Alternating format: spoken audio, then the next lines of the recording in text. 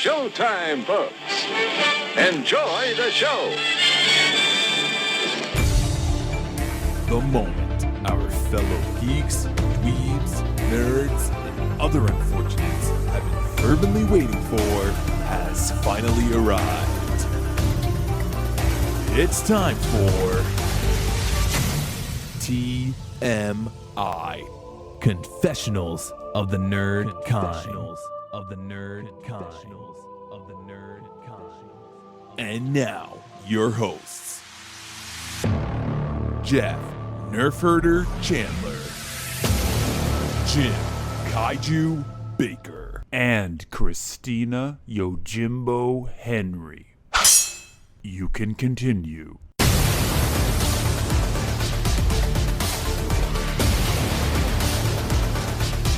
And now, let's get on with the show. Here is TMI.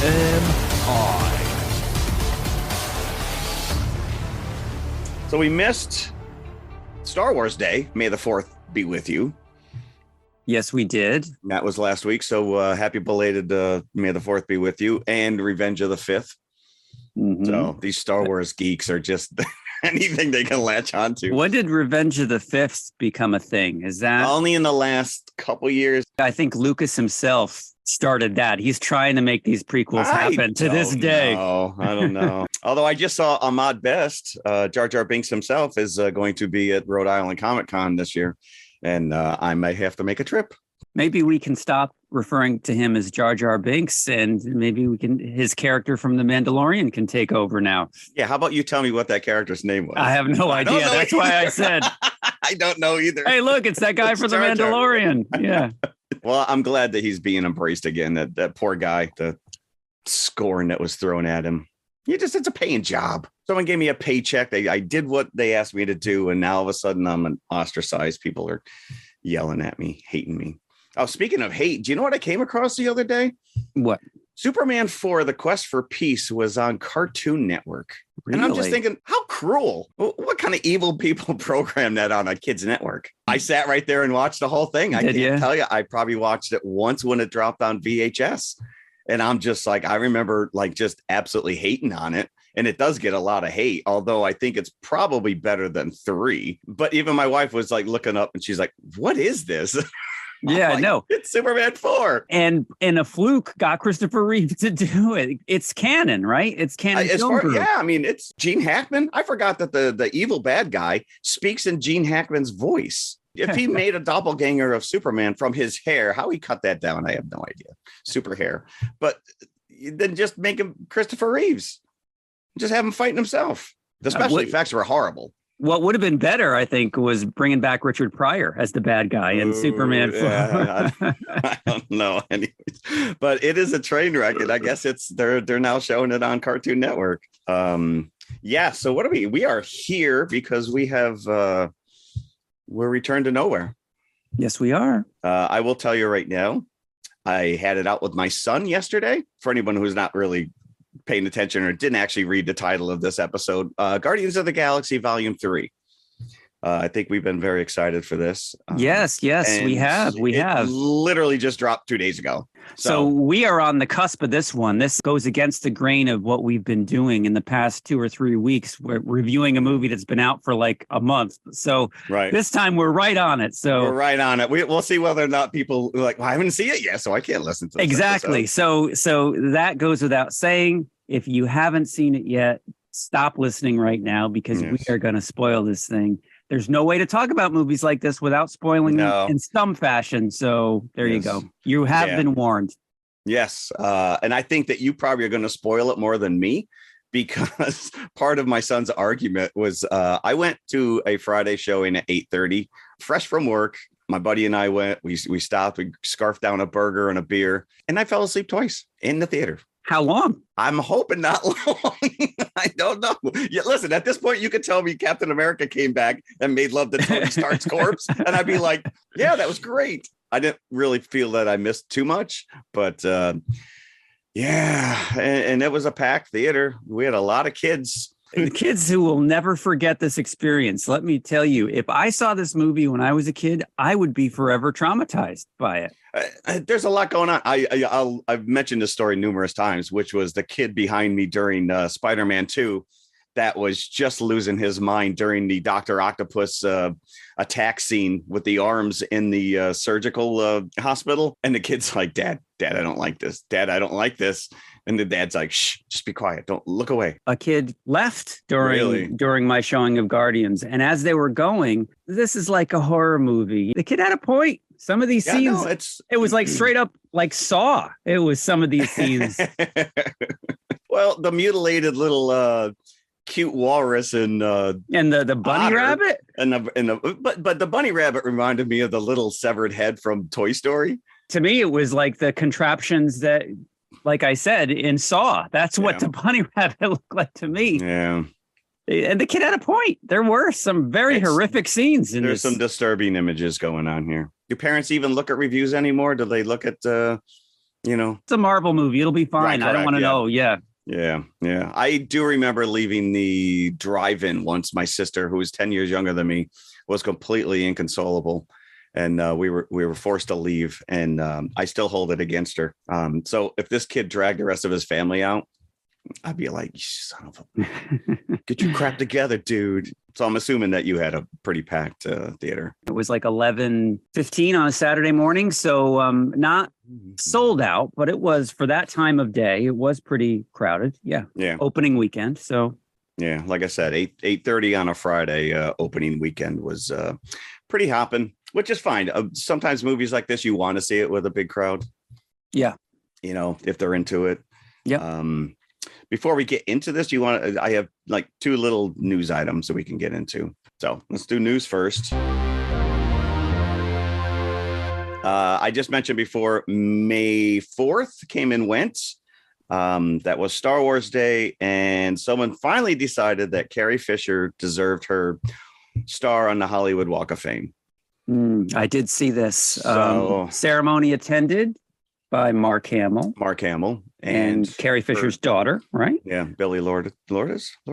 Billy Lord. I just can't believe that she didn't have one yet. That's why when I saw the footage, I'm like, oh, this must be like the anniversary of her star. No, it's brand new. Yeah. And meanwhile, you got some guys who, show up in like 2 commercials and did one stand-up special on Netflix, and they've already got their star on the Hollywood Walk of Fame. I think Godzilla has a star on the Hollywood Walk of Fame. Did he get his footprint? Well, it's a human-sized footprint. It's not was it at least from the costume? From the footage that I saw, yes, it was by somebody in a costume, and it looked like it was the Millennial series Godzilla suit that was used. Oh, that late? Okay. Yeah. Mm-hmm. Oh, yeah. Okay. Very cool. I remember vividly watching C-3PO and R2-D2 getting theirs. So when we went probably 4 or 5 years ago now, that was one of the things I was looking for. And we saw it, R2-D2 and C-3PO's prints. Okay. Very cool. We'll stay in the Star Wars, which is Return of the Jedi was just re-released in theaters, 40th anniversary. And it immediately cracked the top 5 weekend box office. So for a movie that's been released numerous times in the theater, numerous times on VHS and DVD and Blu-ray and Laserdisc. Was it the special edition version? It is. The special edition is all you're going to get now. That is what Lucasfilm / George Lucas and apparently Disney is now deeming the quintessential copy. So yeah, from what I understand, it is right off from like the last. No extra bells and whistles. Okay. You do not get the Ewok song at the end. That's been removed. We now have Hayden as a Force ghost. There's no chub chub, no yub yub, no chub chub, no yep yep. Sweet. And then you and I just talk about this, and I have to do some homework, but it looks like next on the list they're going to re-release Indiana Jones, Raiders of the Lost Ark, 2 nights only, back in theater. I'm assuming leading into Indiana 5. Now, give me some details. Is this a Fathom event? Is this a Regal thing? No, that's all the details I have. I don't know any more than that. It came across the screen last night. I jotted it down. I sent you a text message, and I did no more homework on it. But this sounds like it's a Jedi type thing where it's a legitimate re-release rather than like a niche market only in Regal or only in AMC or hopefully. I don't know, because at least, I mean, Return of the Jedi re-release, it got a new poster. Yep. And it's had a push. Indy 5 drops the end of next month. So you would think if this was planned out in advance that they'd be screaming it from high heavens. I would love to see it back on the big screen. We'll close out the news. I want to kind of talk about this writer's strike, but to be honest with you, I don't, we're missing our other co-host who probably could have brought a little more information to the table. And it's not like this is new. This happens, it seems like on a periodic basis, 10, right? 15 years, I think. Yeah. Mm-hmm. Although the last go around, we're going to get a lot of unscripted reality TV shows. That's what it's going to come down to. It's already affected our beloved MCU. That blade has been pushed back. You're going to see all this stuff just come to a screeching halt. Matter of fact, I saw there's some backlash from Jenny Ortega, because she's gone on record that she rewrote some of the dialogue and stuff for Wednesday. So now all the writers are like, well, I guess you got a writing credit. You better come out here on the picket line. Show up. Pete Davidson showed up and handed out pizzas. I don't think I want a pizza from this guy. No, I don't want anything from him. Yeah. Least of all movies or TV shows, right? Yes, correct. Yeah. Maybe he should just stick to delivering pizzas. I'm sorry. I'm dumping on Pete Davidson here. I don't even know the gentleman. Why am I being a jerk about it? So anyways, I think it was last writer's strike, we did get Dr. Horrible sing-along blog. So first of all, nobody even knows what a blog is anymore. Mini musical. It was Neil Patrick Harris, Nathan Fillion. Before the expose on Mr. Whedon was unleashed upon the world. Yeah. Yes. Unleashed. Yes. So there you go. That's all on news I have. Let's get into Guardians of the Galaxy, and we are pairing it up with something utterly ridiculous, but I did have fun rewatching it. Oh, not utterly ridiculous. I said Flashdance. I said Flashdance. Footloose. This is lauded. I know, but it was almost like, there's so many movies that we haven't hit on. I'm watching, we're watching Guardians, and he refers to the High Evolutionary as RoboCop, and I'm like, we haven't even talked Robocop. Well, Terminator. This is just things to look forward to. I know. So once we do, it's done. So it's true, but I thought it was a fun potential pairing. Well, although we got no Kevin Bacon mention in this movie. We did. Oh, did I fall asleep during that part? For eagle-eyed viewers, in the final post-credit scene, the newspaper. Oh, he did. Yes. That Grandpa's reading has a headline. Yes, that ties back into the Christmas special. Yes. You are correct. The end credits, they have screen grabs from all three movies and the special. So again, if you haven't seen Guardians of the Galaxy 3, stop listening now. We're probably going to open with some spoilers. Let's go. The fact that nobody dies shocked me. I know. I called it last week that they were going to just clean house. And you're like, but then what's going to happen to these characters? Yeah, no, they teased it a lot. They toyed with your emotions that someone is going to die, and then they played it safe. But yet, still, this hands down is the most disturbing Marvel movie that has ever been made. Are you talking about the mutilated animals? Yes, I am. So I've been reading a lot of stuff. The only spoiler that I saw before I saw this movie was, and I made the mistake of even like a couple of days before the thing opened, of still scrolling through the Twitter feed. Okay. And happening on a few saying how animal rights activists were up in arms about this movie. These are not real animals. These are not real animals, but the depiction of animal cruelty that goes on. And there is a lot of animal cruelty that is depicted in this movie. But of course, it's not glamorized. But you knew this going in from the first movie that he was somehow a Frankenstein monster. And he even, I think it was in the second movie, says, I didn't ask to be torn apart and put back together and become a monster. So it's there. Yeah. Is it because we're actually physically seeing? No raccoons were harmed in the making of this movie. But very cute simulated raccoons were harmed in the making of this movie. So that's why this is so disturbing, is because of this. Okay. I did not see this scuttlebutt. Depicted animal cruelty. So you do get, for those wondering, what is the origin of Rocket? You're told specifically. Multiple times throughout the entire without movie. Holding back, no ambiguity. You get to see where Rocket came from in this movie, and it's not a pretty picture. No, but I think that adds to his pathos, and I think that the flashbacks is what propels everything that you're seeing. Obviously Rocket's past is what's pushing all these characters to save him. Shocker. He's on death's door. And he's got 48 hours. There's a kill switch in him because he's proprietary IP. So if you mess with his, you mess with that IP. He's got a firewall, basically. Yeah. So he's got a self-destruct button in there that the corporation has instilled in him, just in case anybody tries to steal his secrets. So yeah, he's kind of like Stitch in a way. He's an experiment that's escaped. Yeah. Yeah. And, High Evolutionary wants him back. This guy who plays the High Evolutionary, and I am going to absolutely murder his name, Chukwudi Iwuji. Yes, we are just going to refer to him as the High Evolutionary from this point on. Or Chuck, not Chuck. But he is also from Peacemaker. So again, the carryover, because we also James Gunn using like the same actors over and over again. We also see Mrs. James Gunn in here in a small part. Yeah, so we're reintroduced to this group. It kind of picks up where the Christmas special left off. Yeah. They're on Knowhere, which is the head of a long dead celestial.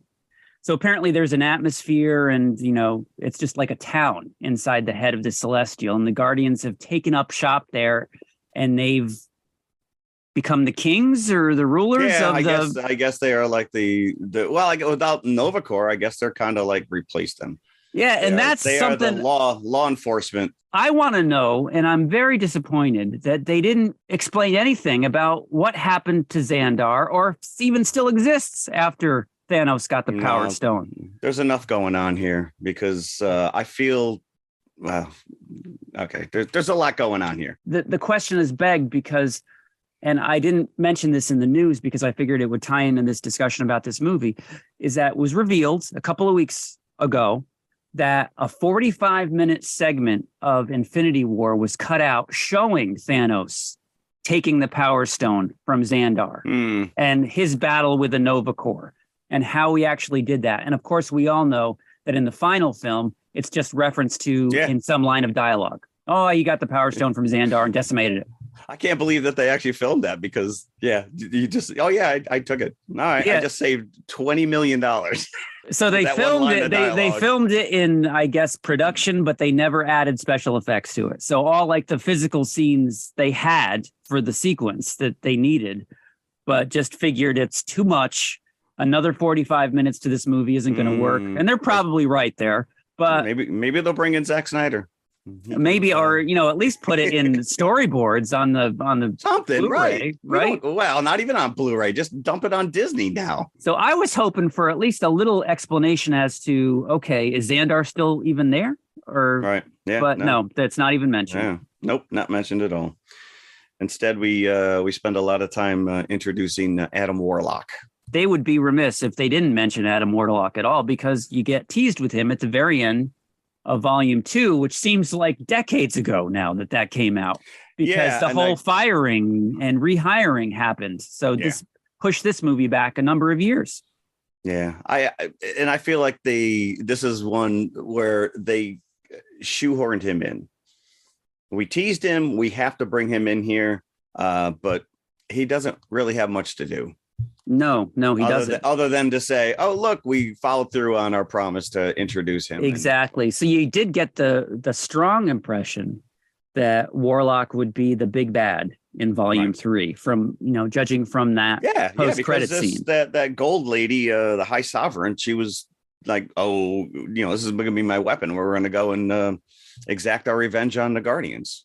Yeah. which and you do get that for about 5 minutes. 5 minutes in the beginning. Yeah. And then they and he realize does decimate them. And oh no, he beats the living crap out of them. Yeah. Yeah. But then they realize we got to work together because there's a bigger baddie. Yeah. Who High Evolutionary apparently created the High Sovereign. He's just after this perfect being. He's trying to create the High Evolutionary is a character in the comics. And he's always been, manipulating animals. I don't think he ever tied directly into the origin of Rocket Raccoon. But I like this character, and I thought that he was on par with Kang. This guy was. I was thinking to myself, wouldn't it be awesome if they revealed that he is a variant of Kang? That would, because he had the purple suit and his just general appearance, he looked like he could be a Kang, right? And then at the end, you could just say like, "This is my new face," and and he did send the other guy a pack, and then this guy's face was disposable as well. And that was it's funny because Peter does make a RoboCop reference to the fact that his face is like stapled on. And I'm thinking to myself, was he even still on Earth when he was abducted in 88? 88, yeah. And RoboCop was 87. So it all works out. I know. I had to backtrack because I'm like, I want to make sure. And I'm sure that, Gunn did his homework and made sure that any of these pop culture references were going to, make sense. Yeah. We get this Peter who's drunk and he's just... they're still reeling from the fact that Gamora was killed. And I think James Gunn was reeling as well, because it wasn't his decision to kill her in Endgame. It was the Russo brothers. But he said, and he could be just playing nice, that he was on board with it. What else are you going to say? Yeah. He didn't agree with Peter punching Thanos when they were about to get the glove off of his hand on Titan. Right. And then Peter because he's immediately, he did ruin it. Jerk. I wanted to punch him. I was like, dude, you had him. You were right there. Don't make me mad again. Some of these characters have kind of lost their edge. And I think that's what's nice about bringing in Gamora from 2014. Because she doesn't have any point of reference to who these people are, let alone Peter. But he spends the entire movie. He's like this jilted lover. She's dead. The girl that you loved is dead. This is not her. Mm-hmm. And yet every opportunity he's desperately trying to get her to remember or to, imply that they were great together and we should be together again. And I'm like, who are you, creep? Get away from me. I wouldn't want anything to do with him either. Yeah. And they keep saying, sad sack. They keep saying that Gamora is not dead. And as you said, she is. The one that was part of the Guardians is dead. Completely is. Yes. Yeah. So in this regard, this is where I don't like Peter. And I think this is part of the story arc, which is he has to learn to love himself and not, because when we first were introduced to him, he's nailing alien chicks left and right. And he's making Jackson Pollock jokes and blah, blah, blah. But, I guess Gamora was his one true love. There's a whole galaxy. There's an awful lot of people out there. I liked her take on this because she is a different character. She doesn't become warm and fuzzy. No. And meanwhile, Nebula, who was never warm and fuzzy, is about as warm and fuzzy as you're going to get with this character now. Mm-hmm.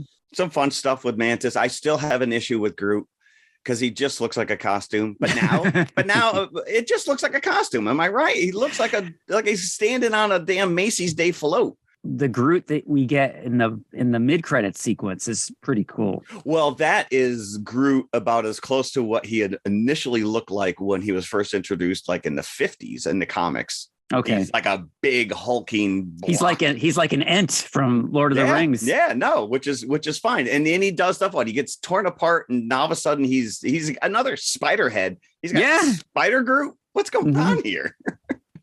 So that was just like a little taste of the horrific things to come, because that was directly out of the Thing when Adam Warlock rips his head off. Yeah, and he's like, "Oh, that's fine. I can survive this." Yeah. So wouldn't his body just grow a new head? This is the Wolverine question. Or would it take years? Well, that's like right. It did, we saw with the baby one, and this one he rejuvenates in record time now. Right. But as we said, Warlock shows up to Knowhere because that's where the Guardians are as we left them in the Christmas special. Yep. And Peter was despondent in the Christmas special, but is even more so now, drunk every day. So, and they're all worried about him, but nobody seems to know what to do. And then into this environment comes Adam Warlock, and he just pounds Nebula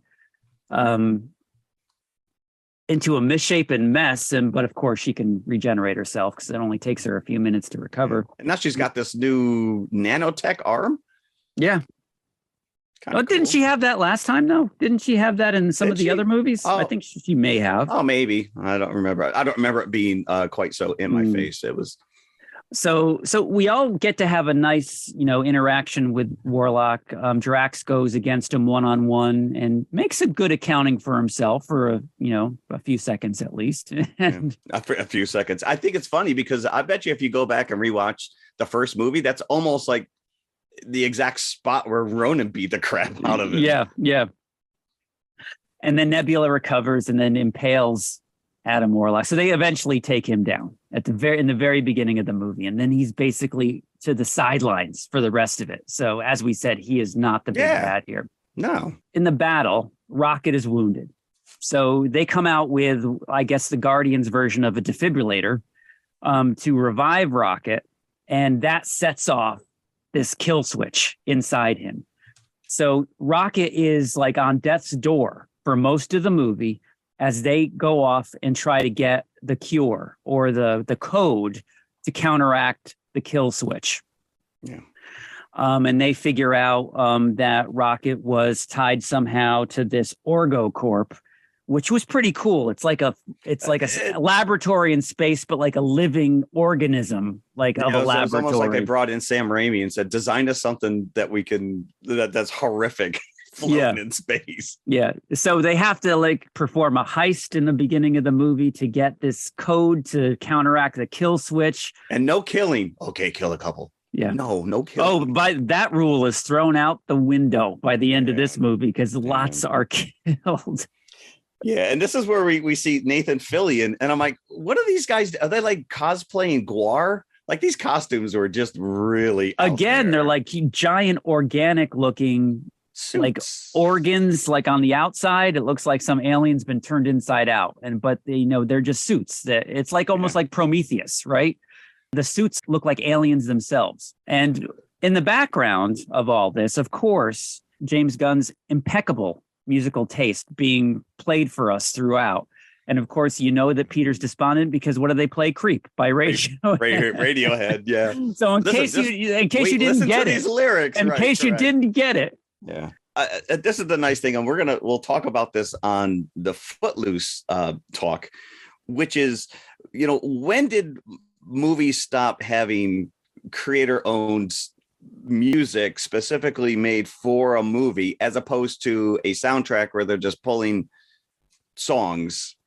But the nice thing with this is that the first two, they leaned heavily into the 70s because obviously that was what Peter had on his tape deck. And at the end of the second one, he was given a Zune, which had 300 songs on it. So now at least we can, a little more up to date with some of these song choices. I thought that, these were not as fun and uplifting because obviously this movie takes itself very seriously, and there's numerous times where, like you said, it's they're playing at your emotions. You think that we all know this is it for these characters. Mm-hmm. So who's making it out alive, kind of a thing, right? And they tease us with Peter. Basically, what happened to his helmet? Yeah, he's literally dying in space, just like Yondu. Yet this guy's always had the helmet that allows him to go from point A to point B. And where did this go? It's like an Iron Man thing. But the other weird thing is that he starts to distort, which we didn't see. Yondu just froze. He's like bloating out and he's going to explode. Spoiler alert again, we're flashing forward to the end of the movie. Adam Warlock saves him from exploding in space. But as Jeff said, his face starts to bloat. And you'd think even though he's saved, he would look like that for the rest of his life. But no, he's back to normal. Yeah, right. He stretches back. So having Rocket down takes away a lot of what made these movies fun because of his interaction with Groot. But this is where Kraglin and Cosmo come in, and they are basically replacing those two characters. They are the fun-loving couple that are bickering back and forth throughout this movie, and they were my favorite part. I am of the same opinion with Drax and Mantis, because especially after the Christmas special, to me they're like the Laurel and Hardy, Yeah, right. Or the because Hardy and Hardy of this movie. Right. Both of them are a little too literal. Yeah. I liked, Kraglin's always been there on the sidelines, and I like his story arc because he wants to be Yondu. He's trying, you see it at the end of last movie, and even now he's trying to master this whistle arrow thing that Yondu always used. Yep. But I love Cosmo. I'm loving this character. I like the recurring joke because in the beginning, Kraglin calls her a bad dog, which is the worst thing you can say to a dog. Not a bad dog. Yeah. Yeah. So there's a lot of stuff that's fun. There's a lot of stuff that I was just kind of like, I came out of this and I said to my son, I think it's my least favorite of the three. And that's where immediately he's like, but you fell asleep, so you can't just make that decision. And I'm like, well, fair enough. I didn't sleep through 3/4 of it. And yeah, maybe I do need to rewatch it. But it's being lauded that this is the greatest Marvel movie that's ever existed. It's now, people are like, this is even better than Endgame. And I'm like, no, it's not. No, I wouldn't go that far, but comparatively to the last 2 or 3 that have come out. Yeah, which is unfortunate. And I liked Quantumania. I'm not saying that Quantumania was bad, but I think that this is probably one of the better MCU movies that have come out in some time. Yeah, and I think with Gunn now going over to DC, you're going to lose this kind of individual flair that he brings to these movies. Yeah. Because they are so unlike all the other Marvel stuff that we've been getting. But apparently, I think from what I've read that he's still willing to work with Marvel on future projects. I don't know if he's keep completely gone. Right. Yeah. I don't know. And he did mention that in his mind, it's not going to take place for several years, he thinks, but he eventually does envision a DC Marvel crossover. Yeah, that's interesting. They're both exploring these alternate, universes. So yeah, could happen. It could happen. It could very well happen. That could be your Secret Wars. Yeah. They've done it in the comics numerous times over the years. I don't think any of them have ever been canon, but you do have Avengers Justice League crossover from a couple years ago with George Perez. They've done it multiple times. Let's also talk about this. Are you seeing that Adam Driver has been officially cast as Mr. Fantastic, Reed Richards? Really? That's confirmed? From the sources I'm seeing. I like him as an actor. I don't see him as Reed Richards, and maybe that's just me. All I got to say is keep your shirt on, dude. Just keep it. At some point, he's got to take it off. So yeah, he's fine. He was great as Kylo Ren. Yeah. I think he's a better bad guy than yes. Cast him as Dr. Doom. Yeah. Oh, he'd be a good Doom. He'd be a good, phenomenal Doom. Yeah. I don't see him as Reed Richards. Who am I? What do I know? But back to this movie. So back to this movie. As we said, you have to fit the square peg into a round hole sometimes with the MCU. So the High Evolutionary, as Jeff was saying, goes different in a different direction in the comics than he does here because you got to fit him into the MCU storyline. You're given little bits and pieces that he has created different races, including the Sovereign. So the Sovereign see him as their master. It's revealed that even though Aisha, who is in this movie a little bit, who was one of the baddies in Guardians 2, has created Adam, the High Evolutionary has taken Adam out of his cocoon too early to use him to get Rocket back. He wasn't fully developed. He wasn't cooked all the way. Yeah. So he's got the mentality of a child. Yeah, he's a 3-minute egg. You got to leave that in there. You want a hard-boiled egg? You got to leave it in for another couple minutes. So he's malleable, that means. So that's why they're able to turn him so easily, I think. But he looks pretty damn cool. He does. I have to say, the amount of time that he's on screen, I'm like, all right, I can get behind this character. But yeah, he's immediately a good guy. He's got to come in and save Peter at the end. Right. And of course, he sees the family vibe and he wants that himself. So he's more than willing to change his tactics by the end of the movie and join the Guardians. And we also get, just like I was saying, how this reminded me of Lilo and Stitch with Rocket's backstory. The High Evolutionary thinks of him as a number rather than as like a thing with a name. 89P13, I think, is his number. Yeah, that flows right off the tongue. Mm-hmm. That actually, believe it or not, if you go back to the very first movie, when they get arrested, and the Nova Corps has them all lined up, that information is in there as his official Really? name. Known associates, Lila, who is the otter. So how do they know that? James Gunn did his homework. He knew it. How did the Nova Corps know that? Apparently, maybe he's been arrested before. But Lila was never been arrested. Maybe he just ratted her out. I'm assuming. Nice choice of words there. Was that even conscious? No, that was completely off the. But you have to think, because these characters died, so it's not like they had any grand in cages. They never even got out. Where did he get a walrus from? He's just random. Well, he got them from Earth, right? Yeah, Because in the comics, I did my homework. I did not, because I always shied away from the more heady comics like the Avengers and stuff when I was a kid. So these characters I'm not familiar with.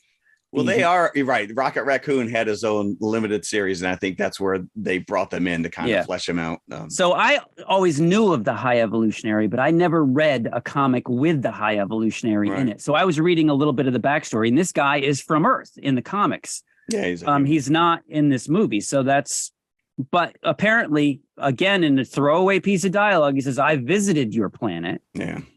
And, I wanted to base my counter Earth on your planet. So apparently he's been abducting things and taking animals from Earth as well as other places. So maybe that's where he got the walrus. Who knows? And this counter Earth is kind of a bizarre. It's like the island of Dr. Moreau, right? Yeah, basically all these living creatures that but they're just, it's like a suburban setting. I'm like, all right, do we run out of money in the budget for like crazy futuristic cities? Well, they're coming down to the surface of the planet. Of course, they go, as every alien should, they visit New York City first, because that is the capital of Earth. Yeah. So they're flying over what the Statue of Liberty should be. And of course, it's the High Evolutionary rather than the Statue of Liberty. Holding a monkey. Is he holding a monkey? Like Simba over his head? No, thinking more like Planet of the Apes. Yes. Sylvester Stallone. We get Sylvester Stallone's character back as a Ravager. So that was kind of nice. Yeah, because Gamora is on loan from the Ravagers, right? So they can bust in and steal Rocket's source code that they're looking for. Yeah. And we get our first F-bomb. Well, you're allotted one in the PG-13, right? So fair game to you. Apparently the Russos had one in Endgame and opted to cut it out. They didn't want to be known as the guys that first dropped the F-bomb. And James Gunn is like, Gunn's I'll do that. I'm all I'll over do it. I'm not doing a Marvel movie again. So yeah. Hey Pratt, you ready for this? Yeah. Mm-hmm. Although I will, like I said before, I had a fair amount of kids in my theater, and when Drax drops the a-hole, every kid in that theater lost their mind. Hysterical. I said, apparently. Well, it's not the first time a-hole is uttered in the Guardians movie. I think it's right at the beginning. Yeah. When you get the opening credits, you get the little, the character names are showing up, and he says, "You ready, a-holes?" Call back to, I think, the second movie. I guess Vin Diesel still doing Groot's voice, but there's another guy, Austin Freeman, is doing the on-set Groot. I'm like, Vin Diesel couldn't even show up to play this character. He's too busy doing Fast 10 or whatever it is that's coming out. Yeah. Even though I've never seen a Fast and Furious movie, it seems like just from watching the trailers, and this is an aside, yes, please just humor me for a second. Every week. It just seems from watching the trailers that whoever the big bad is in a Fast and Furious movie they end up joining the family in the Always. next movie. Yeah. So Jason Momoa, who is the big bad in this movie, he'll be best friends with Vin Diesel in the next movie. Guaranteed. So there you go. I'm off my soapbox. Fast and Furious 11? Yep, exactly. Yeah. Okay, I agree. Put that in writing, folks. Yeah. So we talked about the soundtrack, and I think it was all over the place, but not in a bad way. No, not at all. Because as you said, at the end of the last movie, he got a Zune. And as we know from Endgame, he's visited Earth, right? Apparently never visited his grandfather. What? Yeah. What is up with this? Hey, Grandpa. He didn't even know he was alive or not. No, this makes me hate this character even more now. Because I'm like, you never let your grandfather know. And he immediately recognized him. Right. And was his grandfather snapped away or not? Who knows? Who knows what this guy's been doing? And was Grandpa, because obviously, the whole Thanos thing, I assume, was covered on CNN. So does Grandpa know that Peter's been back to Earth and didn't even pick up a phone to call him? Or not even recognize? The whole end sequence just kind of blew me away because I'm just like, it doesn't make any sense. Yeah.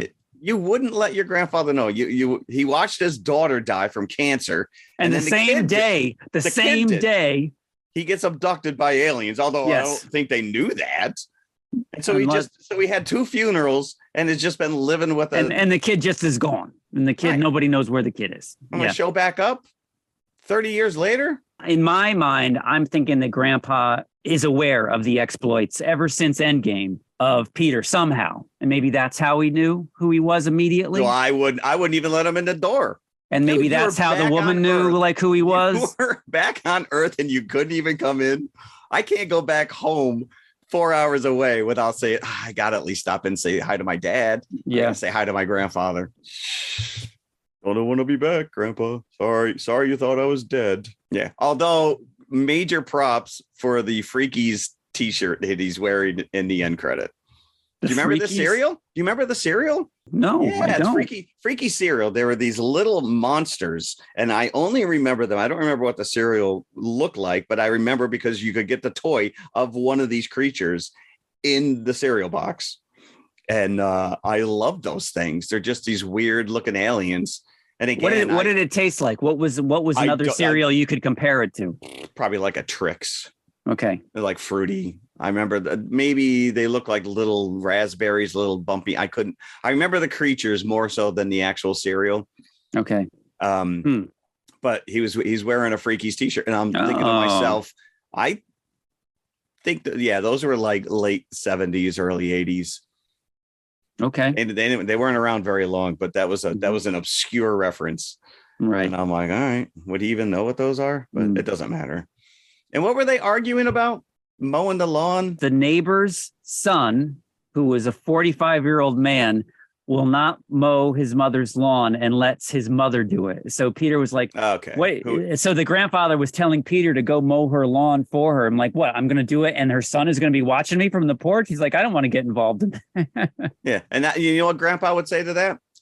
Dude, I thought you were dead for 30 years. Get out there and mow her freaking lawn. Yeah. It's okay. As he's reading about Kevin Bacon being abducted by aliens. Yeah, you're right. Yeah. I forgot about that. That was a nice callback. And there's some really funny jokes in this. A laugh out loud moment when they break into the lab to find Rocket's information.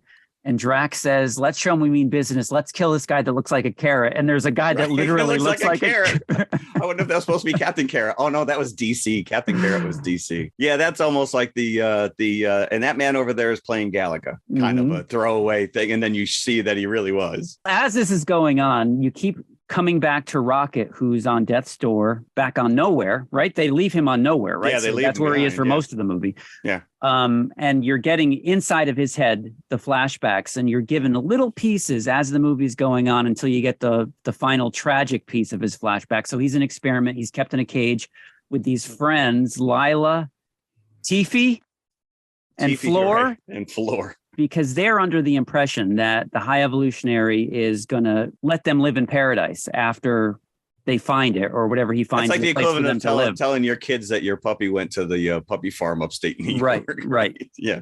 No. Rocket finds out that they're just disposable, that they were never meant to live in paradise, and they were the experiments, and his batch 89 is going to be incinerated. So Rocket finds this out, and he has been making like a passkey for his cage. So his plan is to get all three of his friends out, and he's going to fly them to safety. And of course, that doesn't work out, because as soon as he breaks out, that's when the High Evolutionary comes to kill them all. And first, Lila goes down. Lila gets shot, and she is like an otter with robot parts, which is horrific in itself. But these are such lovable characters that it's surprising. You know, it's inevitable, but it's still shocking when their deaths come. The one thing that really disturbed me was Floor, the rabbit, kept saying, Rocket, Tiffy, Floor, go. Rocket is screaming over and over again after Lila gets shot, having a panic attack. It was terrible. It was terrible. It's very disturbing. The design of this Floor character is a rabbit without legs with spider robot legs and like a speaker clamped over its. That's why I'm saying it looks like a Saw victim, because it's like this mechanical. It looks like its existence is pain. I wonder if the High Evolutionary on Earth, he was just Sid, the kid neighbor from backyard. That's a good correlation there. Well, you mentioned this a couple times, and it's a good call. The idea that Rocket is basically Stitch. Yeah. He's just an experiment. But apparently he had a consciousness like from day one, because he's like super intelligent, and he at one point you even see Rocket like figure out some equation that the High Evolutionary couldn't figure out, and that's why he's after him, because he has something that no other creature he's designed or created had. Was like an intelligence that rivals his own. So and he doesn't know how he got it. That's why he wants to take him back and dissect his brain to figure out how about he got you give smart. him a job and just work side by side with him. But even in the early stages of his flashbacks, when he's first plucked as a baby. Well, the babies, this is a little more heart-wrenching because they are so adorable. And then he's operated on, and he's got like a bald cap because his head was torn open. Oh, it's terrible. Yeah. And again, we've been teased with this since the first movie. Do we need to get it thrown in our face? I guess it doesn't matter now, because it's out there. And as you said, it's been teased several times that this is the end of the Guardians, right? So we knew that going into this movie. So like we said, we were expecting a major character or characters to die. And you think that that's about to happen several times in this movie. First of all, Drax gets shot, what's seemingly mortally wounded in the lab, because he gets shot twice. You're like, here we go. But then he's like healed in the next scene. Manipulating our emotions a bit. Yeah. So, but they took the safe out. Drax and Nebula opened a daddy daycare center. So the Guardians do break up. So it's the end of the Guardians as we know them. At the very end, once the High Evolutionary is taken down, not only is he experimenting on animal subjects, but also human or, humanoid subjects, because he has a whole plethora cages filled with children to start his new race after he destroys the first Counter Earth. So the Guardians have to free them, and they have to free. So it's like a Noah's Ark thing at the end, where Knowhere, and this is a very cool visual. The skull of the Celestial comes and like two pirate ships in space. Exactly. They merge the two ships so all the denizens of the High Evolutionary ship can escape back into Knowhere.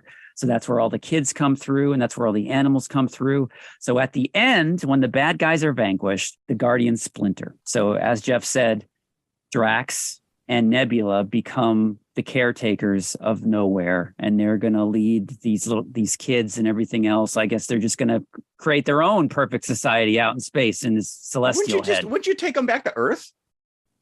Well, I don't know if they're from Earth. I don't know what these kids are from. Return them to where they were kidnapped from. Or they're just maybe they're grown. Now. You know better than High Evolution. Maybe they're grown from test tubes. Who knows where these kids are from? I don't know. But apparently, we're just gonna We're going to stay here now and we're going to open the daycare. And because Drax really in his heart of hearts is not a destroyer. He's a dad. So that's where, and he reveals that when he does the robot and he makes the kids laugh in one. It made me sequence. laugh. Yeah. I love this guy. I will say I was not happy when I first read that he was like, I'm done with this stuff. I want to do more serious. And I'm like, oh, you're so full of yourself. But damn it, we've seen him in a couple movies now, including Cabin at the End of the Woods. And he's got something. Yeah, so I think you will see Batista for quite some time in other roles.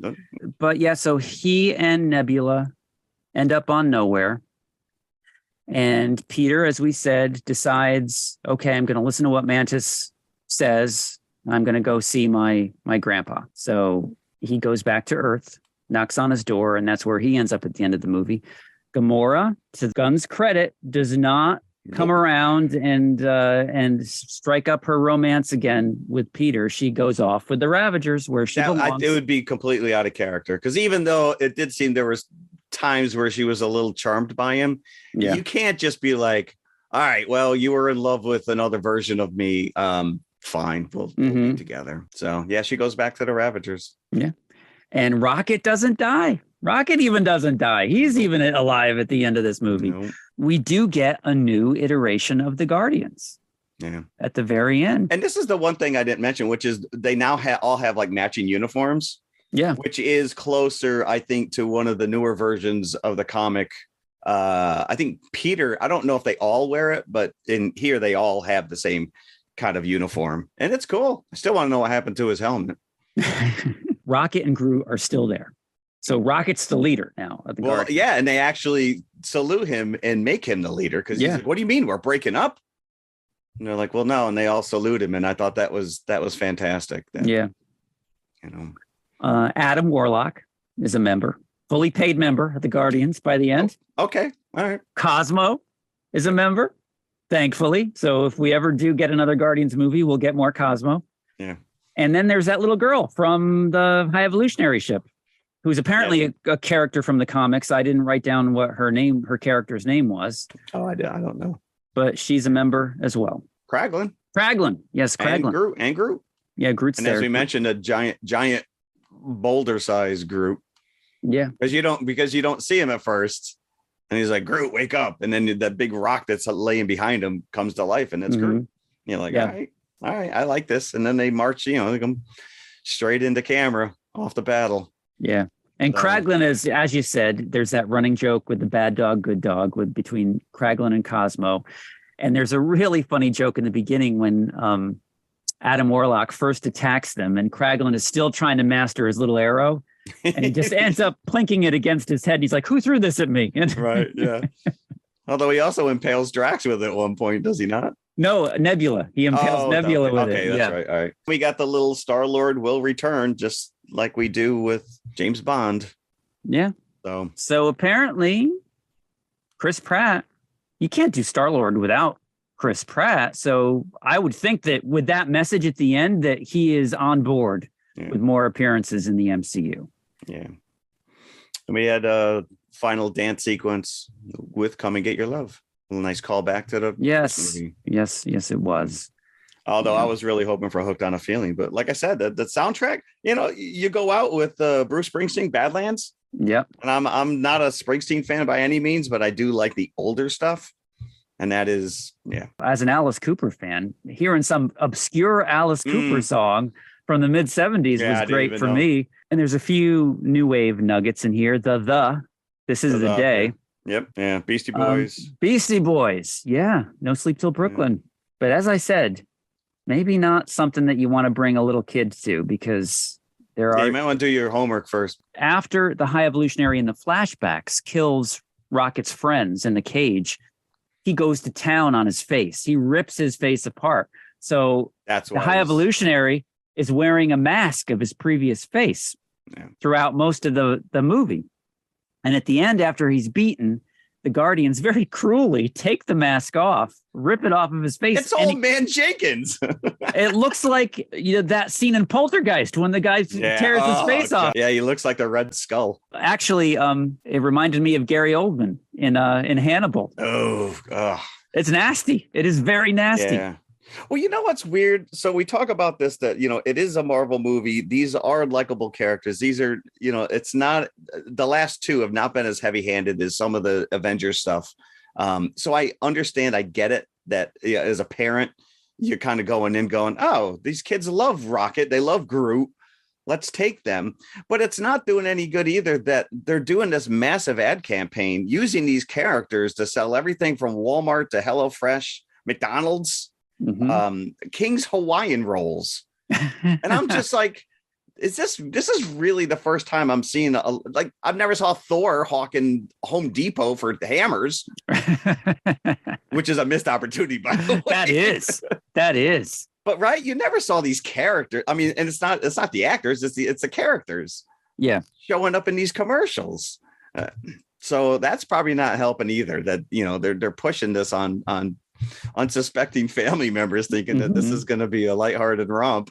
One more time with feeling. And of course, they do the whitewashing, which I like to call it whitewashing, when you get hit with a very emotional moment and a bright light at the same time coming off the screen to induce you and tearing up. So when Rocket is going into this light, when his dead friend Lila shows up in the afterlife, because you already know this character and you've seen her gruesome, very upsetting death, and to see her back, like coming to embrace Rocket, and there's a huge bright light behind her, you're already getting into Weep City, and that light doesn't help at all. It would have been nice to see her as a complete animal, though, not retaining robot. I know, arms. in the afterlife, still being that experiment. I gotta look like this even when I'm dead. Yeah, I can't even be a whole animal, an otter, sea otter, river otter, something. But the other thing is then when Rocket does save the raccoon babies in the cage at the end, he looks at the placard at the cage, and they are literally raccoons from Earth. Yeah. So from that point on, he says, "My name is Rocket Raccoon." And I got goosebumps. Yeah, it took him 3 movies to come to the realization that, because he's been called everything from a trash panda to a rabbit. I think Thor called him a rabbit, badger. Ranger Rick. At one point, I think Peter calls him in one of the movies. And then, of course, Groot says, "I love you guys." I know. What is up with that? But I heard sniffles when he said that in my audience. Yeah. Once again, just playing with my emotions here. You mentioned Lila, that the actress who does her voice. I didn't write it down, but that's Hawkeye's wife, Linda Cardellini. Oh, she's also Velma. Yeah. In the Scooby-Doo movies. Yep. Oh, I would have recognized that name. I guess I didn't realize it. Like I said, everyone's kind of raving that this is the greatest Marvel movie of all time. And I'm like, I don't agree with that. I hold Volume 2 on a very high pedestal. I think that is a great, great movie. Guardians of the Galaxy Volume 2. Well, I think that speaks a lot to me as a parent, trying to reconnect with your dad, even though he's a super maniacal ego creature. And it had Baby Groot. It did have Baby Groot. Yeah. No, I think out of the 3, this is my least favorite. But that you've talked it up to me just talking this, because I was ready to come in here and kind of crap on it a little bit, because I didn't like Peter. He's unlikable this go around. And having Rocket on the sidelines really takes away from that Rocket Groot dynamic, because now Groot really doesn't have anything to do. But Kraglin and Cosmo kind of fill that void. They become that couple, and like you said, Drax and Mantis, playing off the energy they had on the holiday special. And if you have not watched the holiday special, because I know people who like these movies but said, "No, I didn't watch it." Watch it. Because it actually ties into with our next feature. Yes, it does. And it's canon. I guess we're buckets now, huh? Yes. Right before we get to buckets, this cost $250 million to make this particular film. So this is, a huge production. Yeah, and I think every penny's on screen. It definitely. And the estimates for its opening weekend is $260 million. So they're estimating it's going to more than make back its budget on its first opening weekend. So, which is weird because because immediately it was like the first night it was like, oh, it broke all these records. And then all of a sudden I'm reading that, attendance is down 40% from last. Well, that could be for any superhero movie. Well, I think that drops. You're right. And you can't like just say, well, Quantumania sucks. So I'm not going to go see this one. Each one of them stands on. But let me tell you this. Hopefully for a future episode, I saw 2 movies in the theater yesterday. What? I opened the day with Guardians, which was the morning showing, and then I closed the day in the evening with Evil Dead Rise. Wow. And let me tell you, and I already mentioned this over text, that Guardians was more disturbing to me than Evil Dead Rise was. But when I went back to the theater to watch Evil Dead Rise, the theater parking lot lobby packed with people going to see Guardians of the Galaxy. Yeah. It's bringing people back to the theater like no other movie can, I think, other than a Marvel traumatized children movie. Yeah. This is not what I expected at all. And we could have gotten this movie. This movie was originally slated to open phase 4 of the MCU. But then, like we said before, we got the whole brouhaha of James Gunn being fired and rehired. That seems like ages ago. I know. And it was. We had to wait years for this thing to come out. Crazy. Yeah. Huh. But there you go. So buckets for Guardians of the Galaxy Volume 3. I honestly was about to give this a 3, but I think I have to go at least 4 now. I'm going solid 4 with this one. Solid 4. Well, maybe even wait a second. Let me edit that. Because you know what? Because whenever we approach one of these new movies, you come out and you're like, and I immediately, this is my new favorite. It's amazing how consistent they are. That hasn't been the case with a few of the more recent ones. But you Quantumania. Look, well, no, I think I liked Quantumania quite a bit. Yeah. Maybe I gave that 4. And I think you gave that higher marks than I did on that one. I think that this is, even though I liked Quantumania, this is better in my mind than Quantumania. So I'm going to go 4 1/4 is my final score on out of 5, 4 1/4 popcorn buckets. Fair enough. It could have been maybe 20 minutes shorter, but always. Yeah, it's always. we always say that. But yeah, solid Marvel entertainment as audiences have gotten used to. So with a heavy side of emotion. So Guardians of the Galaxy. So let's go into a completely different galaxy and decade with our next movie. But before we get there, I didn't forget, we're going to the concession stand. Okay. I didn't even tell you yet what I'm covering. No, I have no clue what we're going to dive into. I am covering one of my personal favorites in the candy aisle. Oh.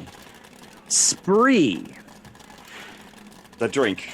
No, Spree. You don't know the candy Spree? Spree. They're like little tarts. They're little discs with a candy-covered shell on the disc. So it's a sweet tart, basically, but with a flavor around it. So it's almost like in that gobstopper vein where as you're sucking it, you're getting different flavors as it gets smaller and smaller and smaller. You start out with a sweet taste, and then once that candy coating has been dissolved, then you get into that sweet tart kind of inside of the Spree. So it's a hard candy. And it's always been one of my favorites, but it is very, very hard to find. Now, if you wanted to order it online, you could, because it's on Amazon or wherever. I was thinking, okay, I'm just going to get a box when I go to see Guardians, and then so I can reacquaint myself with it. I'll get a kick in the mouth, because that is the tagline. It gives you a kick in the mouth. Yeah, I like that. Oh. I couldn't find the damn thing, so they didn't have it in my Regal in the concession stand. I went to the drugstore, couldn't find it after Guardians. I went to the grocery store after Guardians, couldn't find it. So I'm thinking to myself, okay, before Evil Dead Rise, I'm going to go to Five Below. I was going to say that would have been my go-to, which is right next door to my Regal. So I go to Five Below before Evil Dead Rise. They have every conceivable candy except Spree. Huh. And I was just like at a loss. But I'm still prepared to talk about it. Don't worry. Do they even make it anymore? They do, absolutely. Oh, they do. They absolutely do. As a matter of fact, my son went on the reason that we got to see Evil Dead Rise, I didn't take my 12-year-old to go see Evil Dead Rise. He went on a chorus trip last night because in Albany, they were playing whatever orchestra was playing the music of Star Wars. So he went with his chorus class to go see Star Wars at the Palace Theater. At the Palace Theater in Albany.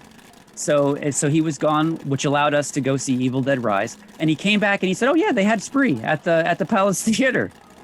He's like, "If I knew that, I would have had you pick me up the box, but he didn't. He thought I was going to get it at the theater." But anyway, created by the Sunline Candy Company, much like Pixie Sticks were.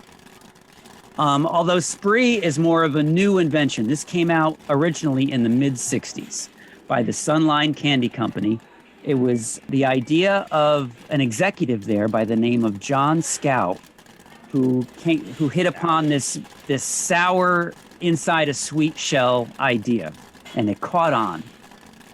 So Spree first came out in the mid-'60s, and I was looking at some old packaging, and it looks like you would expect an 80s cigarette ad to look. There's on the front of the package of a 60s package of Spree is a girl in a bathing suit, not even holding the candy, but just like running on the beach in a bathing suit.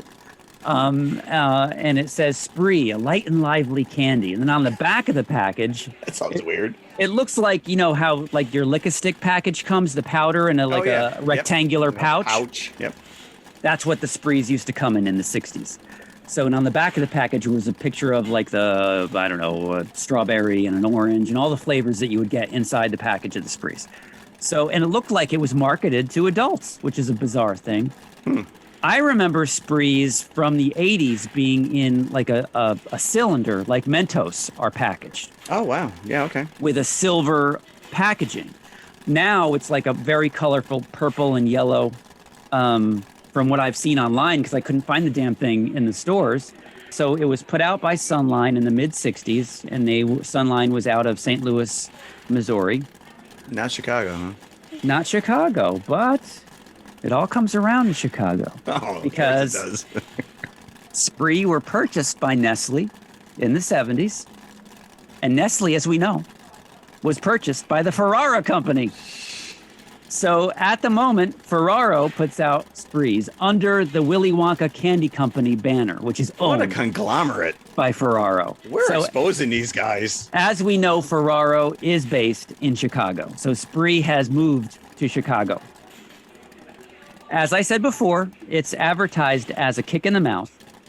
It is technically a compressed dextrose candy. And it's very reminiscent, I was thinking about this, of those like kind of sucker candies that you can get if you put 50 cents into your candy machine at the grocery store. It's kind of like that.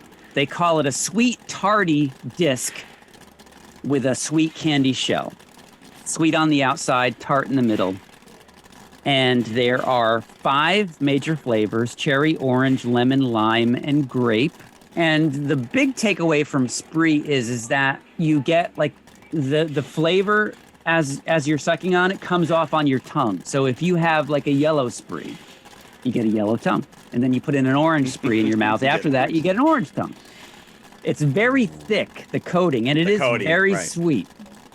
So in my mind, this is how cherry should taste in a candy, is how it's represented in a package of Spree. And I always used to think to myself as a kid, like, I really want a car when I grow up in Spree green or Spree grape, because they're very thick colors and they're very vivid colors in a Spree package. It's very upsetting that they're not as widely available as they used to be in the 80s. And I don't quite know why that I couldn't really find them. Like, I'm going to have to search them out. Yeah. So Sprees. Interesting. If you haven't thought about Sprees for a while, think about them. Go look at them. Didn't even spark it. Okay. That's funny you mentioned a green car, because my buddy in high school had a two-tone green Gremlin, and it was that neon green. Yeah. That was the only paint I think his dad had. Because sometimes I would see a Spree-colored car out in the world, and like, I wonder if I licked that car, if it would taste like a Spree. Well, you never lose it in a parking lot, right? There it is. There you go. Spree. Wow, that's almost like a lost candy, huh? Yeah, a lost candy that is not actually lost. It's still out there. I just can't find it. You just got to find it. Yeah. All right, let's go back to the theater for 1984's Footloose. Ooh, this thing was a monster. This was a monster. We talked about this last week, which was whether you saw the movie or not, you still own the soundtrack. Damn, the soundtrack. Damn is all I have to say. Yeah, and like I said, when did movies stop creating original music? I mean, I know the Oscars, you get, one song maybe comes up, it's written specifically for a movie, but this multiple songs. It seems like Disney really still corners the market for original songs, right? Those are musicals. Yeah. I guess I don't think you would refer to this as a musical. Nobody breaks out in song. Well, when you're reading, because when I was trying to get some info on this, like almost every article about Footloose started as a musical comedy from the 80s. So that word is always thrown in there when people are discussing Footloose, because it was adapted for Broadway as well. After the fact, but that's after the fact. Like after to me, Grease is a musical. Well, is Moulin Rouge a musical? Yeah. Yeah. Well, why wouldn't this be? Because people aren't breaking into song. But they're dancing. But they're dancing. But they're not singing these songs. You don't see Shalimar showing up singing, dancing in the sheet. But music is such a cornerstone of this movie at the same time. I agree. I would argue that it is. I don't know if I would refer to it as a musical. They're not they're not lip syncing to it, but they're dancing to it. I don't know. Do you have to lip sync for it to be a musical? I don't know. Yes, I think that is my criteria. It does seem to break into West Side Story a couple of times here. Like at the diner, everybody's dancing, to that little boom box. Apparently everybody can hear it, even in the building. It's forbidden. Daddy caught you. Yeah. He looked at her like he just caught her in a three-way with a goat and a cow. I was like, you're dancing. That's all that wouldn't have been as bad as him catching her listening to the radio. That damn rock music, the fire and brimstone speech he gives at the beginning. All right, let's get into it. Let's go. So as I like to with all these classic films, I just want to hear what your experience is with Footloose. Did you see this in the theater? No. And here's my story, which is this was 84. So I was a junior in high school. Early 84 as well. I've mentioned this numerous times that I would go to the drive-in. I lived in the drive-in. We didn't care what was playing. We went. Mm-hmm. My buddy's brother, when we couldn't even drive yet, would drive us to the drive-in and drop us off in lawn chairs. And we would just sit. Without a car. And then he would pick us up afterwards. Would you just have the speaker in your lap? Actually, no, to be honest with you, the speakers were pretty much all gone by then. And we were already, you tuned into an AM just like station. A boombox, right? Yeah, correct. Mm-hmm. Yeah. So, but it was an excuse to hang out. So anyways, my parents had divorced much earlier. And, part of the requirements was that my brother and I visit my dad every other weekend. And so it was my dad's visit weekend when Footloose dropped, and I did not see it in the drive-in with all my friends, although I was told all about this movie and the opening montage with all the feet. They were all like, oh, that's so-and-so or that's so-and-so. And there was one pair that everyone said was me. I'm convinced that was just the same person dancing in all those different outfits. I'll tell you right now, most of it is the cast. And the shoes, the gold shoes, that is Kenny Loggins. We see Kenny Loggins' feet in that opening? Yes, you do. Yeah, that is Kenny Loggins' feet. That's about as close as he could get to actually appearing on MTV. Because whenever you saw a Kenny Loggins video, it was just scenes from whatever. He cornered the market on soundtracks. Damn straight. 80s. Yeah, probably and every one of his videos, he was never in. It was always scenes from the movie. No, there was. Tell me later. Tell me a Kenny Loggins video you can think of that he was actually in it. Isn't there one where there's like a ceiling fan? Nah, I don't know. Is that Dancing on the Ceiling? That's Lionel Richie. No, that was Lionel Richie. No, I know Lionel Richie. I know it's not Kenny Loggins. I love Kenny Loggins. I love Loggins and Messina. I love all that cheese. When did his movie soundtrack career begin? Was that with Caddyshack?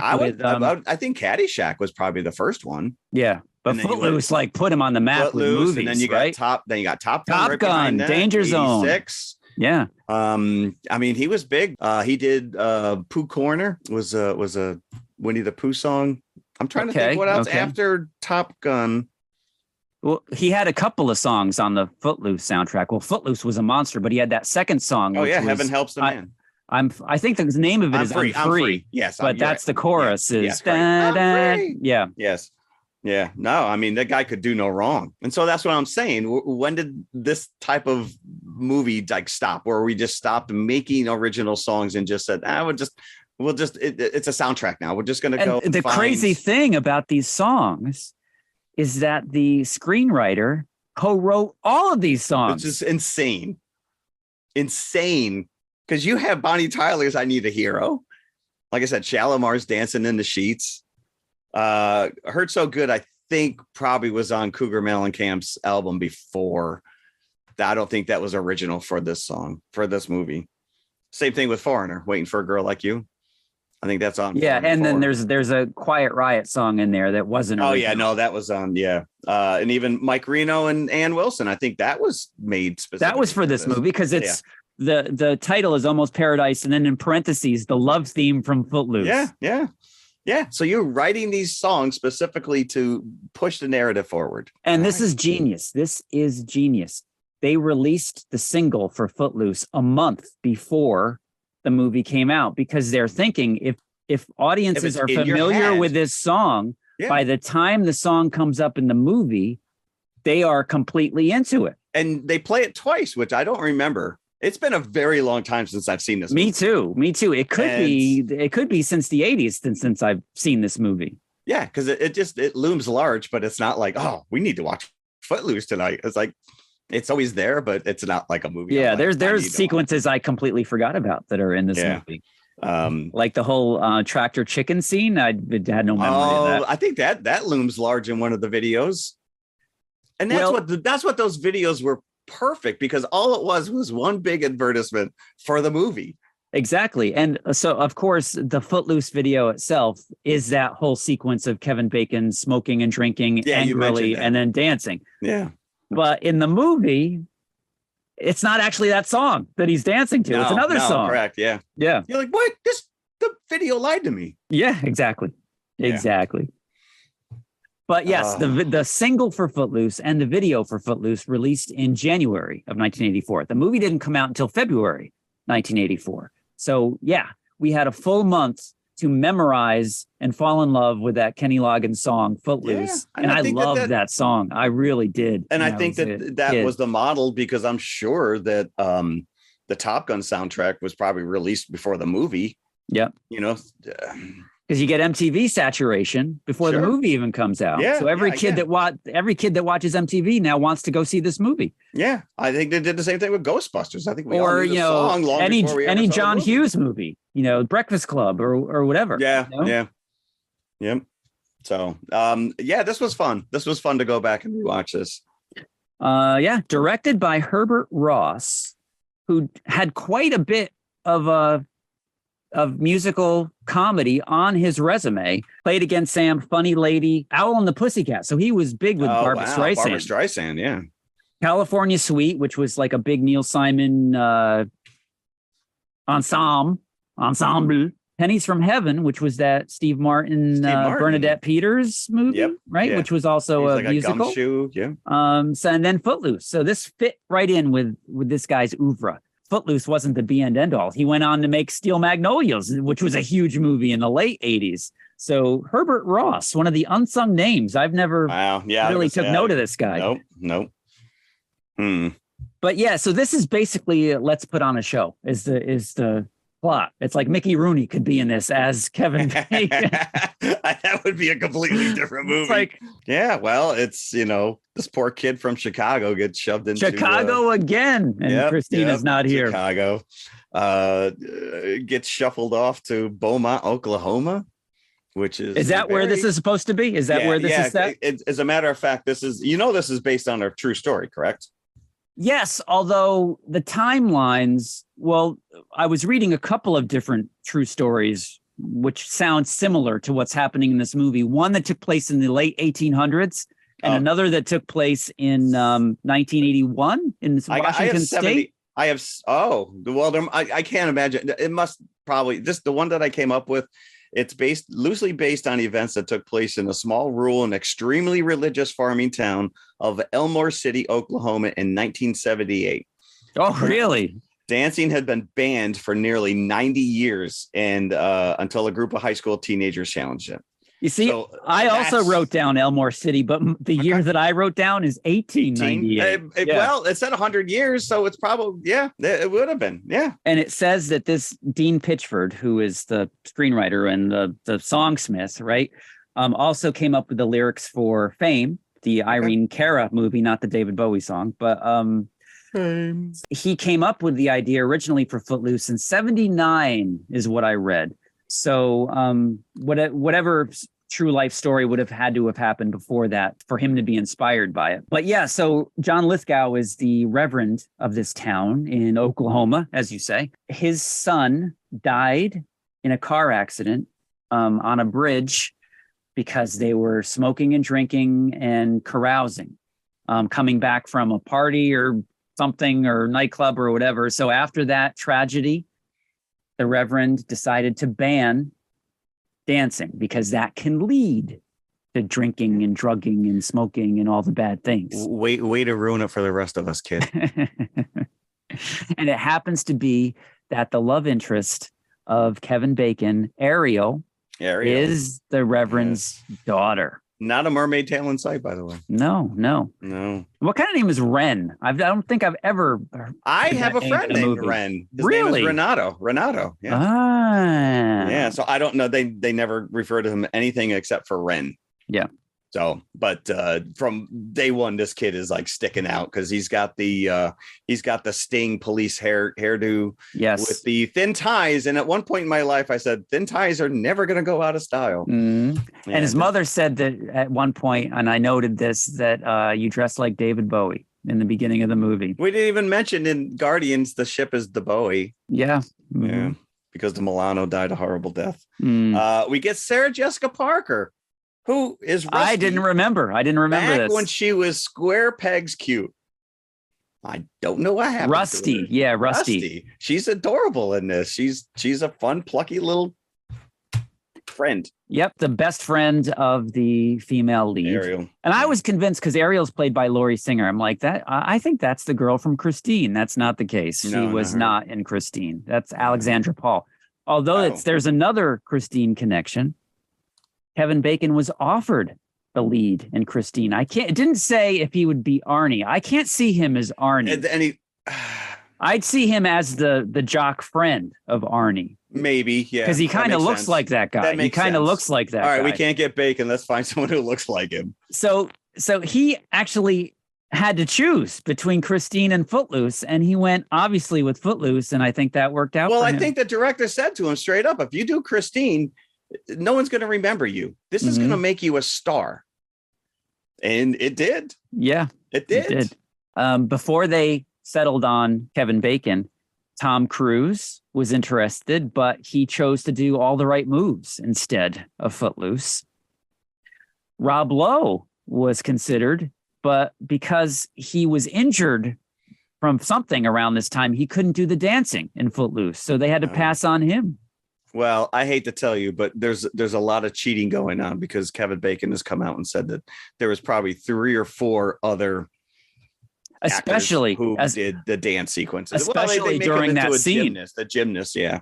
And now, if you would ask me back then, I would have told you that's all him. That's got to be all him. Right? Yeah. But now it's pretty obvious, like when it's him and when it's not him. Actually, what was interesting is the dancing double in the warehouse scene specifically is this guy named Peter Tram, and he was married to Maureen Johan, who was also the dancing double for Jennifer Beals in Flashdance. Really? Yeah. So they had quite a career going as well. Yeah. There's some Flashdance feet going on in the beginning of this in the title sequence of Footloose. You see the leg warmers how could you not? That's quintessential 80s right there. Right. Yeah. And talk about other people working on this. Ron Howard was originally slated to be the director. That would have been interesting. Maybe would have been coming off what? Grand Theft Auto? I think maybe he was. 82 was. This was Splash period for Ron Howard. Splash was 84. Before that was the Gung Ho, or after. So I have a feeling maybe he did Splash instead of Footloose. But Michael Cimino was also he was actually the director for a month, and then they fired him because of his demands were too expensive. So what were his demands? More dancing. He wanted more something, which translated into more money. So which they didn't have. Well, I think everything worked out for the best because yes, this is probably the best version of this movie you could get. 2 number 1 songs spawned from this soundtrack. Obviously, Footloose itself, the theme song, and Let's Hear It for the Boy, Denise Williams. And that's also very memorably in the movie when Chris Penn is learning how to dance, the character of Willard, who befriends Ren. And this is the backbone of the entire movie, is this bromance between Ren and Willard. Right. And so like the big moment is when Willard actually dances at the end. Which is funny because I guess this kid Chris Penn, I don't know if you watched this on disc, you have DVD. No, I watched it on HBO Max. Okay. Well, on the disc, there was a couple of behind the scenes interviews for the 2004 release. And Chris Penn, they wrote those scenes because he really couldn't dance. So he actually learned how to dance. He actually learned. He's pretty good. He had to learn how to dance. I bet you I'm sure, John Travolta probably couldn't pull those moves off now, but yeah, at the time. Do you know that I love this fact, which is whenever Bacon is invited to a wedding or any kind of social gathering, he will pay off the DJ not to play Footloose. Really? Yeah, because I'm sure everyone wants him to get out there and do those moves. That's no fun, though. You gotta own that. You gotta own that. What is he, a monkey? Dance for me. Dance, monkey, dance. Dance, monkey, dance. What I do remember from the movie, from initially seeing it, and so this is one of those movies where I saw it in a theater that hasn't existed for decades, probably not since the 80s. I saw it in Kingston, New York. I don't remember the name of the theater, but it was one of many theaters at the time in Kingston. And my dad took me. And the one thing I remember laughing at the most, and the joke that has stuck with me, is when Willard is riding with Ren in his yellow Beetle, and Ren is asking him about certain groups. Like, oh, you like Men at Work? Oh, where do they work? And do you like the police? Well, they're right behind us. Yeah. Yeah, I think when Willard first runs into him in the school, he's like, comb your hair. And I'm like, ooh, what an insult. Mm-hmm. Jealous. I mentioned it before, but it's pretty laughable. Well, the character of Ariel, actually, let's get into her from Laurie Singer. The character isn't likable right off the bat, right? You can tell she's a wild child because there's that stupid stunt she pulls in the beginning where she jumps from her friend's car into her. You know what? Her kicker boyfriend's truck. Chuck. Yep. I didn't even write down the actor's name. I just wrote douchebag in the pickup. Yeah, Chuck. Why is she even hang out? But no, not a single one of those girls is wearing a seatbelt, first and foremost. No. She's straddling both these cars as they're racing down the road with a tractor trailer come. I'm like, if this tractor trailer hits, we got a much different movie right now. As you said, she's got one foot on each car, and she's standing there like Leo on the deck of the Titanic with arms open. And suddenly in the next scene, she's in the cab. It's like, how did it looks like they were really filming? It looks like, I mean, there might be some wire work going on here, but I don't think back in the day that they digitally removed that stuff. So I don't know what's going on. I'm assuming that was a stunt double. I didn't look too much into it, but yeah, don't try this at home, kids. I know. Listen, I grew up in a hillbilly town, and I did some stupid things because we were bored as hell. This was not one of them. I'm glad to hear that. This was not one of them. So she ends her day after almost being splattered by a Mack truck by going to the drive-in and taking out a smuggled tape and putting it in her boombox. And it turns out to be Shalimar, I think, Dancing in the Sheets. Yeah. Which I haven't heard that song in quite some time. So I was very happy to hear that. So everybody inside the drive-in, like the cook is dancing to it, and they can all hear her little boombox that's stuck on her. Yeah. And apparently nobody can listen to the radio or nobody even knows what this music is. So when it comes on, it's like, whoa, it's like it's like demonic or something. It's like Peter Boyle and Young Frankenstein clutching the air. Like, whoa.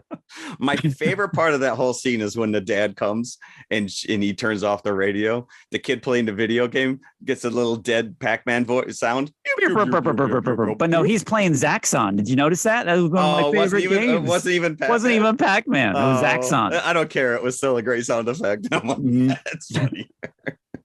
You like Men at Work? And he is so disappointed in her. So like disappointed. I said, the look of disgust. Mm-hmm. You want to be dead like your brother. I mentioned West Side Story. That's what the drive-in turns into, is West Side Story while this song is playing. Although later when they actually get their dance, no one seems to know how to dance. They all just stand around. I'm like, until they start dancing, and then suddenly they're professional dancers. They're professionals. Yeah. But I do remember many a dance where the girls are on one side of the room and the boys are on the other, and we're all staring at each other. Mm-hmm. You go ask her to dance. No, you go ask her to dance. I had a dance buddy, but it was just the two of us. We danced to our own beat. And there's some salacious things going on in here. There's one scene in the early on when you see Chuck and Ariel making out. They're in the woods, and her pants are undone. Pants are undone. And her boots were off.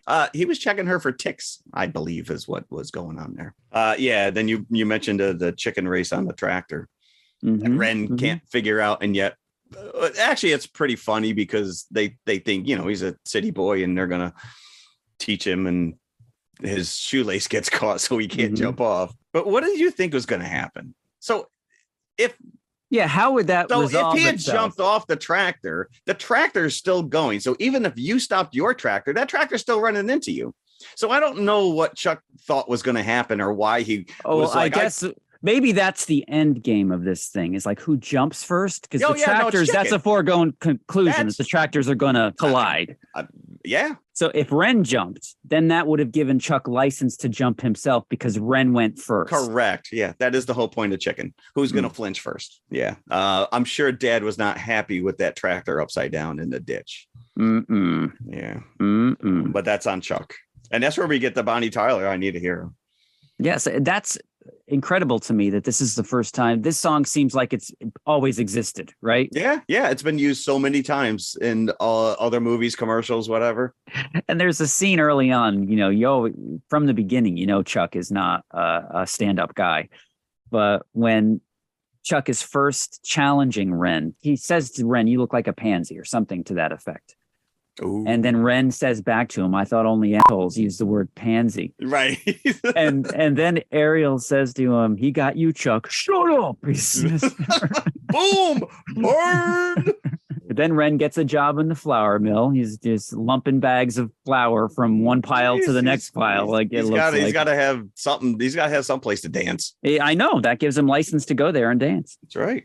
That's right. Yeah. His uncle is getting on his case. I need to dance. Those kids in the shower scene were paid an extra $20 to show up naked. Was there some male frontal going on there? I didn't see any front. That's I was looking, but there were some butt cheeks. There's lots of butt cheeks, but I'm pretty sure that there was like a flash of frontal, and in the one scene right behind Bacon's head, I think is where you see it. $20 well spent. Just looking for the glory hole there in Porky's. And then, of course, Ariel shows that she's not just, some hick girl. She shows Ren at one point the yearbook, which is like the unused railway engine where all the kids have written all their, prose, with all the books that have been burned or passages from these books or poetry or what have you. So these kids are cultured in their own way. Yeah, I don't know. Those parents, Ren mentioned Slaughterhouse-Five at one point. He goes, "Oh, it's a great book." And they looked at him like he was a monster. Mm-hmm. And then she mentioned something about Tom Sawyer being a classic. And I'm like, yeah, I'm pretty sure that's removed from the libraries now, too. And at one point, Ren decides to show them a good time by going across state lines and bringing them to what looks like the Double Deuce from Roadhouse. Yeah. So not a single one of them ever thought, well, we can't dance here. Let's just go to the next town over. No, these are the rules. So we're just going to abide by them. But this scene with Chuck beating her up. It doesn't stop. He hits her in the stomach. And then Ren's like, it helps her clean up. No, this is when you go to Chuck's house and you kill him. I'm not advocating violence on violence, but Chuck, piece of crap. So you do get a little taste of Ren getting revenge, like outside the dance, but it's like 4 against 2, and they do win, but you never see those guys again. No. Like in reality, they'd be coming inside after they pick themselves up, right? Yeah, with 12 other guys in tow. Yeah. As soon as they found a payphone and called their buddies. Yeah, there's some disturbing stuff going on in here that obviously doesn't play now. It's like, come on. Actually, you would never have a character like Ariel now. She would be strong-willed. And she would have a mermaid tail. Yeah, in her own way, she is strong-willed, though. And yeah, but but it's Ariel that comes up with the idea of Ren quoting Bible passages to the town council in order to get his point across. And he actually sells the Reverend, with the help of his wife, played by Diane Wiest. Yeah, apparently that photo that he shows Ren is John Lithgow's real life son. Oh, really? It's a picture of him and his real life son. Oh. But for the point of this movie, it's his dead son who died from rock and roll. I wonder if this is the same character from the Twilight Zone. Like he gets on a plane afterward. This is why this guy is so high strung. Yeah, it could be. Was this pre-airline flight or after? No, I think it's the first movie he made after the Twilight Zone movie. Could be. I did like the seeing Kevin Bacon back in the courthouse, and I'm like, you can't handle the code red.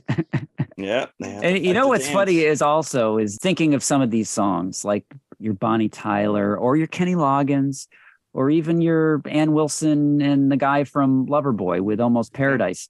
These were megastars in the 80s, and they were well into their middle age at this point, like in their 30s, I would say, right? That's middle age. Oh no, that's middle age. So, no. So these are holdover artists really from the 70s who are still having success in the 80s. So it's funny that the kids, me included, in the 80s, still lauded these artists when you wouldn't get that today. It's like, it's just a bizarre time, it was a bizarre time for music. Well, I don't think we listened to music that was like, oh, this is my generation music. Right. I only listen to Michael Jackson because he's of my age. But I think that these artists at the time were really embracing like 80s technology and those types of, so I think that they saw the wave coming and they kind of jumped on it. Well, like you said, MTV ushered in not only a whole new era, but also brought along a lot of these guys who got a second life. Footloose does play at the end. That's the big number at the end when Kevin Bacon comes back in from beating up Chuck and the guys. Yeah, let's dance. They both of those guys took multiple punches to the face, and yet when they come back into the dance club, they look nice and fit. Yeah, and where was that giant? The one friend of theirs that was the big guy that pinned 3 of them in the phone booth in that one scene? Yeah. Where was he during the fight outside? I don't know. But like you said, we go from we don't know how to dance to suddenly we're like Soul Train level. I know. It's the one guy doing like Russian table dancing. I saw this in a magazine once. YouTube doesn't exist yet, so I don't know how I'm doing this. We're doing the robot. We're doing all kinds of fun. Listen, you throw logic out the window. It's a fun movie. I was very happy to rewatch this. Some fun facts. The Footloose soundtrack was one of the last albums to be released in the reel-to-reel format. Really? 84 reel-to-reel? I don't know who had a reel-to-reel setup. No. I didn't know anybody that had a reel-to-reel setup. But did you own the Footloose soundtrack yourself? Did you own it? I'm pretty sure I had it on cassette. Yeah. And if I didn't own it, I probably copied it off somebody else. Or just taped the songs off the radio that were played all the time. That was another way to go. But you remember like taking the 2 boom boxes and putting them together face to face, and you could record, because not everyone had the 2 tape deck that you could record one off the other. So you'd actually have to take the boombox, one played it and the other one recorded it. So you're going from speaker to speaker. Yeah. So it's like the audio quality was terrible, but yeah, that's right. We didn't know any better. We're still watching TV on analog. And you'd often also get like the DJ introducing it or coming on at the end of it over there are certain songs. There are certain songs that I record off the radio that to this day, as soon as that song is over, I immediately go to this next song that was on that tape. Yeah.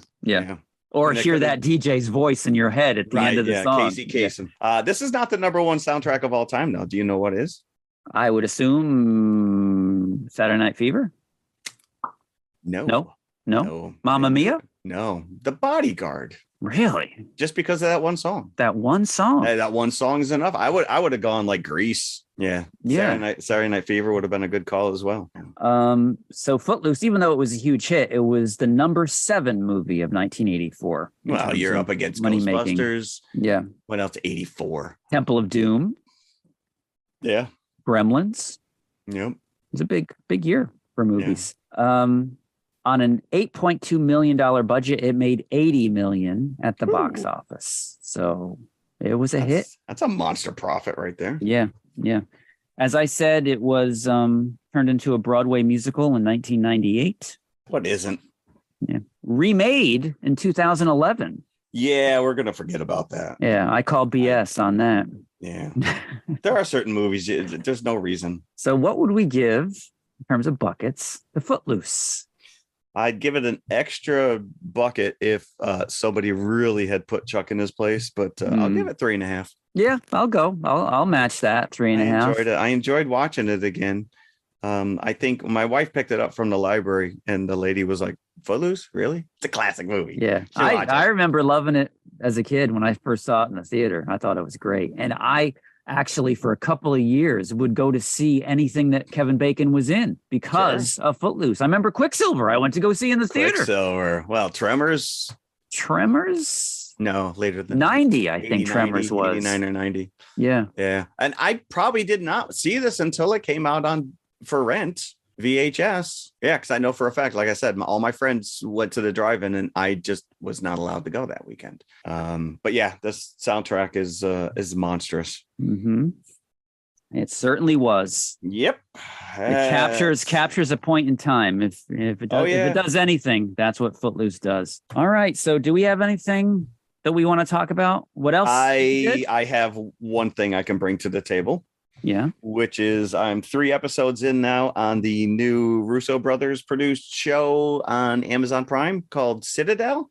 Yes, we got I don't know if you did, but I got a commercial for that before Guardians. So it looks promising. Yes. The first 2 episodes dropped last week, and then it's going to be weekly. The way they have it set up in the trailer looks very intriguing.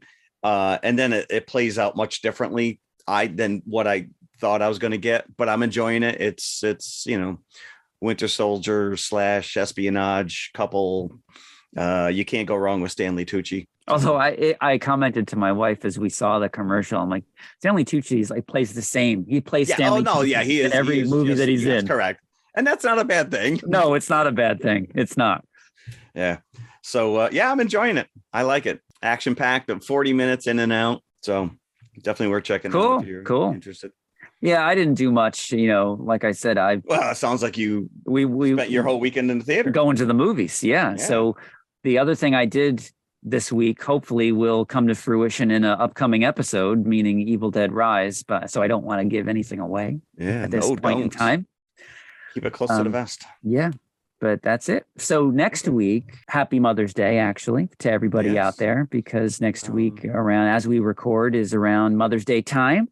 Usually when there's a holiday, we do a special episode and to coincide with the holiday, which usually means that it's pre-recorded. Sneak behind the curtain. So this holiday is no exception. We are doing a 5-bucket episode.